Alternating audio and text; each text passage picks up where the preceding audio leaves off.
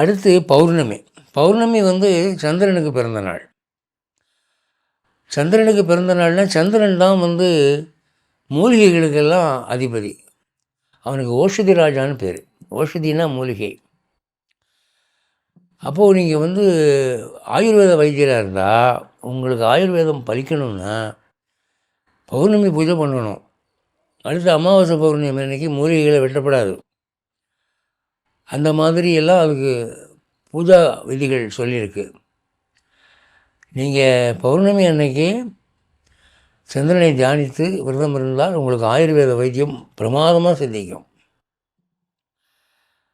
அது வந்து எனக்கு தெரிஞ்சு ஒரு வைத்தியர், ஆயுர்வேத வைத்தியர், அவர் ரொம்ப வைத்தியம் கைவந்த கலை அவருக்கு. அவருடைய வாழ்க்கையில் சொல்வார் ஒரு அனுபவம். அவருக்கு கேட்ராக்ட் வந்துருச்சு.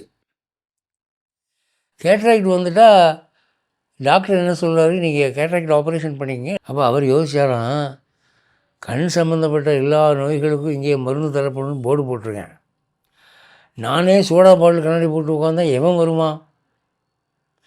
மொட்டை தலையில் முடிவளர் தைலம் ரூபாய் 100ன்னு போட்டு விற்கிறவன் தலை முழுன்னு வழுக்கையாக உட்காந்தா எவன் வருவான்?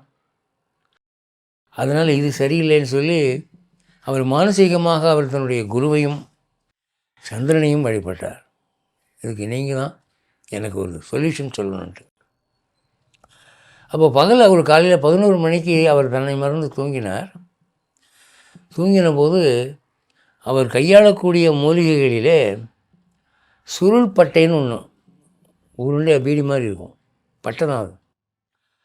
அது வந்து இந்த கண்ணுக்குன்னு சொல்லி அவர் கொடுக்குற தைலத்துக்குள்ளே கிடக்கிற மாதிரி ஒரு கனவு. ஆஹா, இதுதான் தெய்வம் நம்ம கொடுக்குற சிக்னலான்னு சொல்லி அந்த தைலம் காய்ச்சும் போது சுருள் பட்டையும் போட்டு காய்ச்சி முதல்ல தான் தலையில் தேய்ச்சி பார்த்தார். பார்த்தா ஒரு 30 நாளில் அவருக்கு கேட்ராக்ட் போயிடுச்சு, சரியாக போயிடுச்சு. அதுக்கப்புறம் வந்து போர்டில் கேட்ராக்ட் வியாதி இங்கே நீக்கப்படும் போட்டார்.